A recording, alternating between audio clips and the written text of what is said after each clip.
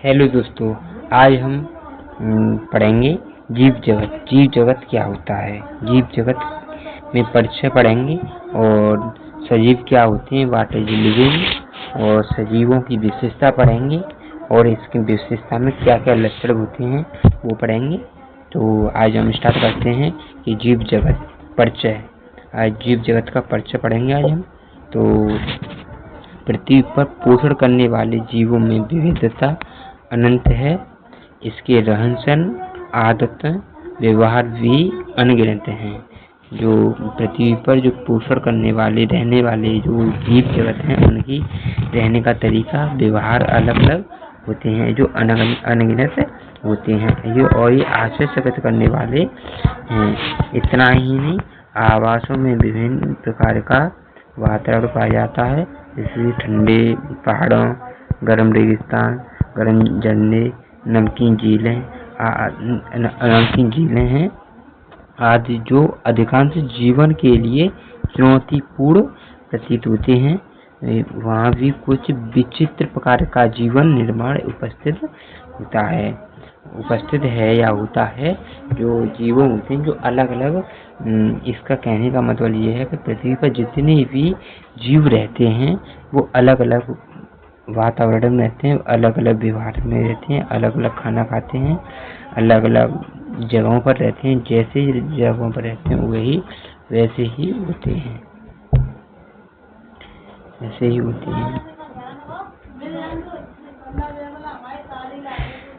अब पढ़ेंगे सजीव क्या है, व्हाट इज लिविंग। सजीव क्या है। तो जीव जंतु कुछ विशेष और विशिष्ट विशेषता दर्शाते हैं जो हमें उन्हें पहचानने में सहायता करती है और उन्हें अन्य निर्जीव वस्तुओं से अलग करती है।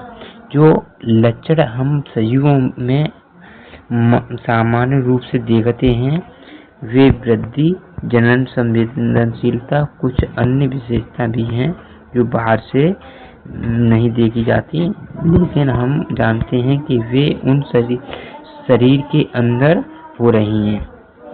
बहुत सी ऐसी चीज होती हैं जो हम बाहर से नहीं देख सकते, जो वो हमारे शरीर के अंदर हो रही हैं, वो हमें पता रहता है। ठीक है। और जैसे उपापचय क्रियाएं जो होती हैं, उपापचय क्रिया हमें बाहर से नहीं देखती पर लेकिन हमें पता रहता है कि ये हो रही हैं। स्वयं प्राकृतिक, स्वयं संगठन आदि सजीवों में परस्पर क्रियाएं करने और विकास होने की क्षमता भी होती है, जिसे उनमें देखा और अध्ययन किया जा सकता है, जिसे हम देख सकते हैं और अध्ययन भी कर सकते हैं। और सजीवों की विशेषताएं। सभी सजीव में कुछ विशेष लक्षण होते हैं जो निम्न हैं, जो बहुत कुछ हैं, जैसे वृद्धि, जनन, उपापचय, कोश का संगठन और चेतना। ये इनमें 5 लक्षण होते हैं जो सजीवों में विशेष लक्षण होते हैं। ठीक है। और इसमें नंबर पहला आता है वृद्धि।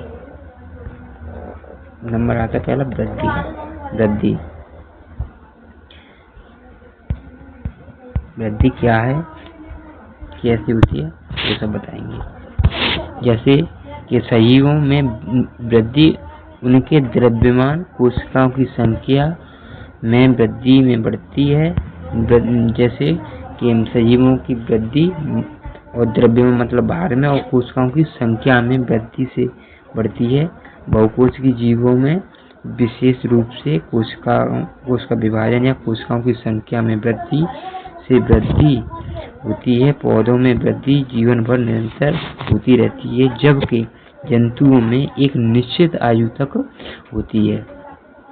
तुमने देखा होगा जैसे कि जो जंतु होते हैं, जैसे कि मानवों को मान लो, जैसे कि उनकी जीवन पर्यंत वृद्धि नहीं होती। ठीक है। और जो पौधे होते हैं वो जब तक पौधे बने रहते हैं, पौधे होंगे जब तक बढ़ेंगे, जीवों में नहीं ऐसा होता। ह्यूमन बॉडी मतलब जैसे मनुष्यों को मान के चलो तो उनकी 21 बाईस तक वृद्धि बढ़ती है, उसके बाद फिर बढ़ती नहीं है, ऐसे ही ये होता है।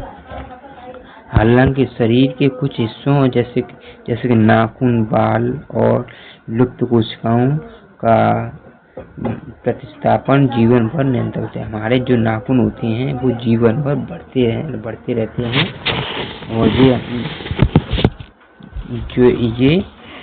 जीवन भर बढ़ते रहते हैं, इनमें वृद्धि निरंतर रहती है।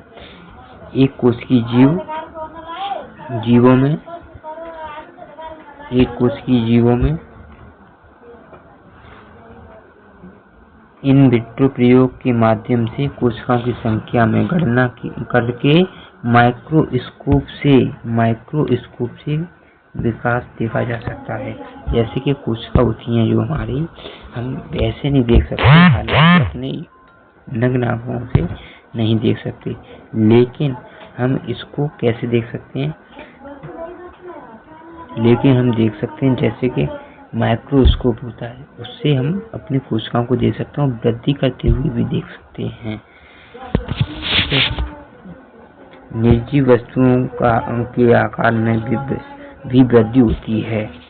जो निर्जीव वस्तु होती है उनके आकार में भी वृद्धि होती है, जैसे पहाड़, शिलाखंड, रेत के टीले आदि, लेकिन यह केवल बाहरी सतह पर पदार्थों के जमाव के कारण होती है। ये निर्जीव वस्तु बढ़ती हैं, लेकिन जो बाहरी पदार्थ होते हैं जैसे रेत है, धूल मिट्टी है और भी अन्य पदार्थ होते हैं, उनके कारण बाहरी वृद्धि जमाव होने के कारण, पदार्थ जमाव होने के कारण ये वृद्धि करते हैं।